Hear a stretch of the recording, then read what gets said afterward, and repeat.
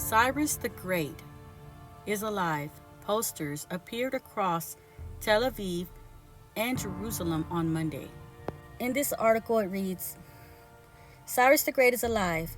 Why Israel sees the ancient Persian king in Trump. Aimed a wave of euphoria following the successful Gaza ceasefire and the return of the last hostage.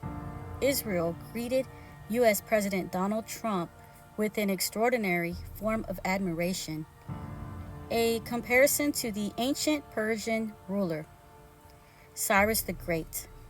Billboards and signs across Jerusalem and Tel Aviv, including one prominently flashing on a Tel Aviv electronic billboard, proclaimed Cyrus the Great is alive in a symbolic tribute to the visiting of U.S. President. But why is Trump being likened to the ancient Persian king? In 539 BC, King Cyrus of Persia, after a decisive military victory, issued a decree allowing the Jewish people exiled to Babylon to return to their homeland in Jerusalem. This momentous act paved the way of the return of Zion and the rebuilding of the Second Temple, which was a defining chapter in Jewish history. Though not Jewish himself, Cyrus became a revered figure, celebrated as a liberator and restorer of the Jewish nation. This historical parallel has acquired new resonance in present-day Israel. Many of Trump's admirers cast him as a modern-day Cyrus, a leader who, through decisive action and diplomacy, has restored Israel's fortunes, secured and release of hostages, and helped bring the war to an end. In this framing, Gaza becoming the new Babylon, and Trump the contemporary Cyrus. Did you just hear that? Gaza becoming the new Babylon. I think this reveals who modern day Babylon is. Gaza becomes the new Babylon? And Trump the contemporary Cyrus? Wow. Okay. Interesting. It says here, who was Cyrus the Great?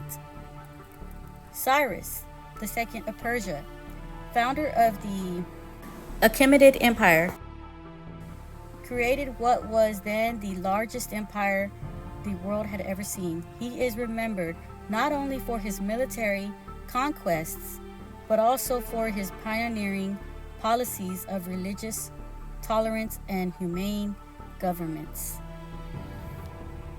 His most famous act, the liberation of the Jews, occurred in 539 BC when he conquered the Neo-Babylonian Empire.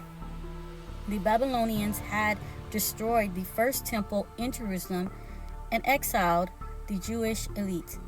After his conquest, Cyrus issued a decree recorded in the Bible allowing the exiles to return and rebuild their temple in Jerusalem, even providing them with resources to do so. In the book of Isaiah, the prophet calls Cyrus God's anointed one, Messiah. What? The only non-Jewish figure in the Hebrew Bible to be described in such terms. He was seen as a divinely chosen instrument of liberation. Let's continue reading. Jerusalem. Factor in Trump-Cyrus analogy. The comparison is not entirely new.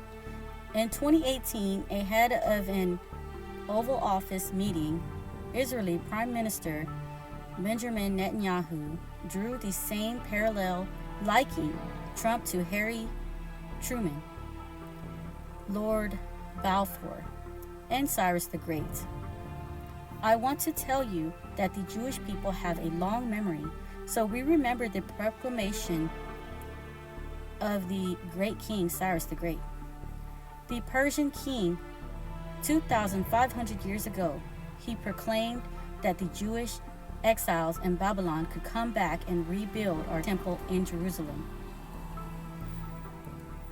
We remember 100 years ago, Lord Balfour, who issued the Balfour Proclamation that recognized the rights of the Jewish people in our ancestral homeland. We remember 70 years ago, President Harry S. Truman was the first leader to recognize the Jewish state. And we remember how a few weeks ago, President Donald J. Trump recognized Jerusalem as Israel's capital. Mr. President, this will be remembered by our people through the ages, Netanyahu said.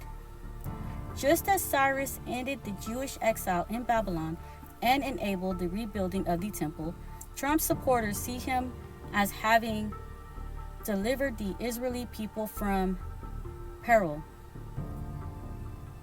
secured the return of hostages, and reaffirmed Jerusalem's status as the eternal capital. These actions and Israel's view as crucial to the nation's spiritual and physical security. Going deeper in analogy, it resonates strongly among the evangelical Christians, many of whom embrace the idea of an imperfect vessel, chosen by God to fulfill a divine purpose. Just as the pagan king Cyrus served God's will, they believe Trump, despite his flaws, was divinely appointed to advance Israel's destiny. However, critics of the comparison are quick to point out the differences, especially in leadership style, moral characters, and human rights record, between the ancient ruler and the modern president. Interesting.